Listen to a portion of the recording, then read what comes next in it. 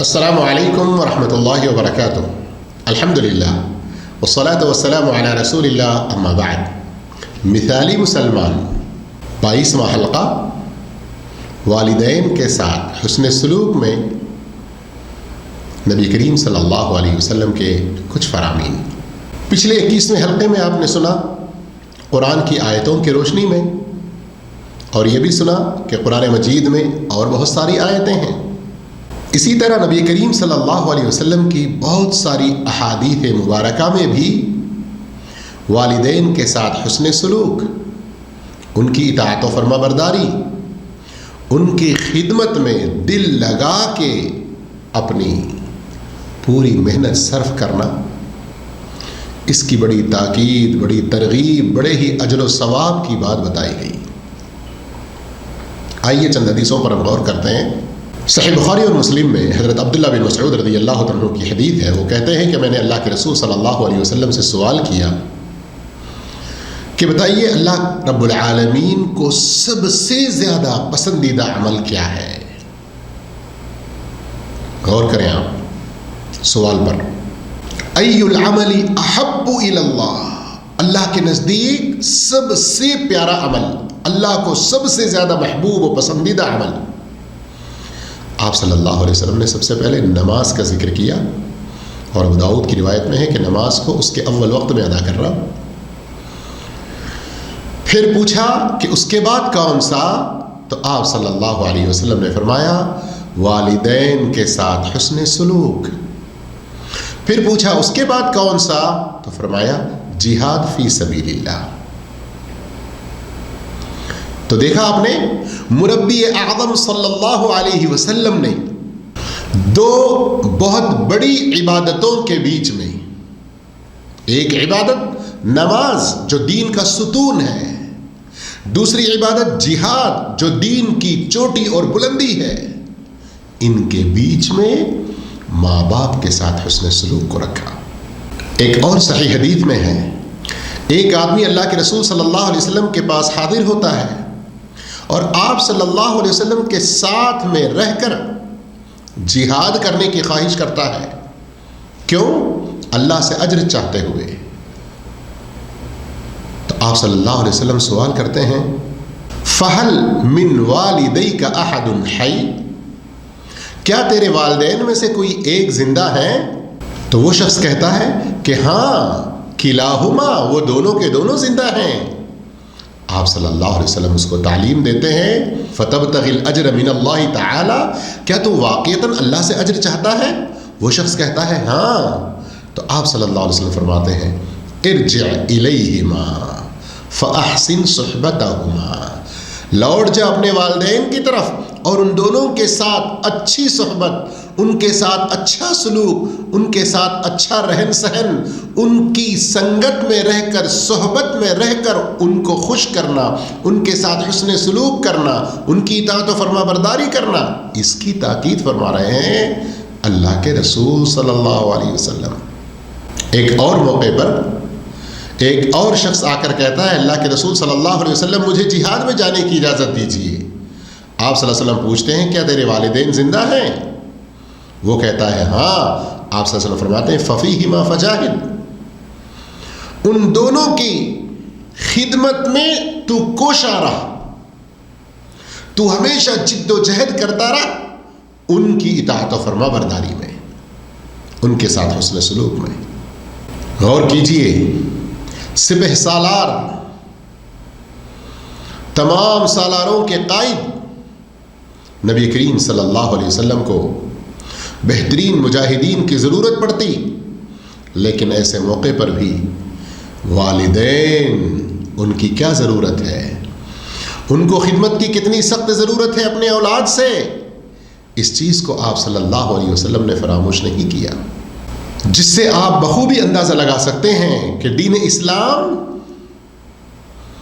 یہ کسی ایک پہلو میں زیادتی کرنے والا نہیں، کسی اور پہلو کے فائدوں کو نظر انداز کرنے والا نہیں، یہ بیلنسنگ رکھنے والا، سب کے حقوق برابر ادا کرنے کی تعلیم دینے والا دین ہے. اور وہ واقعہ تو بڑا مشہور ہے سعد رضی اللہ تعالیٰ عنہ کا، کہ جب وہ اسلام قبول کیے اور ان کی ماں بڑی مخالف تھی، اس قدر مخالفت پر اتر آئیں کہ کہا میں دھوپ میں بیٹھ جاؤں گی، کھانا پینا چھوڑ دوں گی اور اسی حالت میں مر جاؤں گی، سارے عرب تجھے تانا دیں گے کہ سعد کی وجہ سے اس کی ماں مر گئی۔ سعد نے بڑی سختی کے ساتھ جواب دیا تھا کہ اماں تمہاری ایک جان نہیں، اگر ایسے 100 جان ہوں اور وہ سب کے سب قربان ہو جائیں پھر بھی میں اسلام کو چھوڑنے والا نہیں۔ بات بظاہر حق تھی، لیکن والدہ کو اس قدر کڑک اور سخت انداز میں جواب دینا اللہ کو بھی پسند نہیں تھا۔ چنانچہ اللہ رب العالمین نے قرآن مجید میں ان آیات کو نازل فرمایا۔ سورہ لقمان آیت نمبر 15، وَإِن جَاهَدَاكَ عَلَىٰ أَن تُشْرِكَ بِي مَا لَيْسَ لَكَ بِهِ عِلْمٌ فَلَا تُطِعْهُمَا وَصَاحِبْهُمَا فِي الدُّنْيَا مَعْرُوفًا۔ اگر تیرے ماں باپ تیرے ساتھ پوری طرح کوشش کریں کہ جس چیز کا علم نہیں ہے اس میں تو میرے ساتھ کسی اور کو شریک ٹھہرائے تو اس بات کو تو نہ مان، لیکن اپنے ماں باپ کے ساتھ اچھا سلوک، اچھا برتاؤ ضرور رکھنا۔ دیکھا آپ نے، شرک کرنے سے باز رہنے کی تو تاکید ہے، لیکن ساتھ ہی ساتھ ماں باپ کے ساتھ بھی رویہ اچھا رکھنا، ان کے ساتھ گفتگو کا انداز نرم اختیار کرنا، جواب میں سختی اور کڑک پن نہ ہو، یہ تعلیم دی جا رہی ہے۔ اور اسی طرح جریج کا مشہور واقعہ جس میں یہ بات بڑی عیاں اور واضح ہو جاتی ہے کہ ماں باپ کی اطاعت و فرما برداری نفل عبادتوں سے زیادہ ضروری ہے۔ قصہ آپ کو پتہ ہے نا کہ وہ نفل نماز میں لگے رہتے ہیں، ان کی ماں آ کر پکارتی ہے، اے جریج اے جریج۔ وہ اپنے دل ہی دل میں سوچتے ہیں کہ کیا کروں، میں اللہ کے ساتھ جو عبادت میں لگا ہوں اس میں لگا رہوں یا اپنی ماں کی آواز پر لبیک کہوں۔ ایک بار ایسا ہوتا ہے، کچھ اور دیر بعد دوسری بار ایسا ہوتا ہے، کچھ اور دیر بعد تیسری بار ایسا ہوتا ہے، وہ تینوں دفعہ بھی اپنی نماز کو جلد ختم کر کے والدہ کی آواز پر لبیک نہیں کہتے۔ والدہ ناراض ہوتی ہے اور بد دعا دیتی ہے، تجھے اس وقت تک موت نہ آئے جب تک تو بدکاروں کا چہرہ نہ دیکھ لے، نعوذ باللہ۔ پھر کیا ہوتا ہے، وہاں علاقے میں ایک جو بدکار عورت تھی وہ کسی چرواہے سے مل کر بدکاری کی اور اسے حمل ہو گیا، اور اس چرواہے نے کہا جب لوگ پوچھیں کہ اس بچے کا باپ کون ہے تو کہہ دینا کہ جریج ہے، اور اس بدکار عورت نے ویسے ہی کیا۔ لوگ ٹوٹ پڑے، جریج کو پکڑ کے لایا گیا اور اس کی جو کٹیا تھی جس میں وہ رہ کر عبادت کرتا اسے توڑ پھوڑ دیا گیا۔ جب اسے سزا دینے کے لیے لوگوں کے سامنے لایا گیا تو راستے میں اسے یاد پڑا کہ میری ماں کی بد دعا ہے۔ پہنچ کر اس نے 2 رکعت پڑھنے کی اجازت مانگی اور اللہ رب العالمین سے دعا کی۔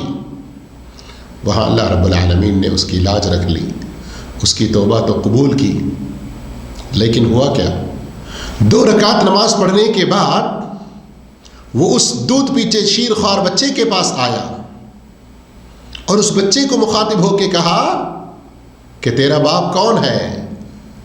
وہ بچہ بول پڑا کہ فلاں چرواہا۔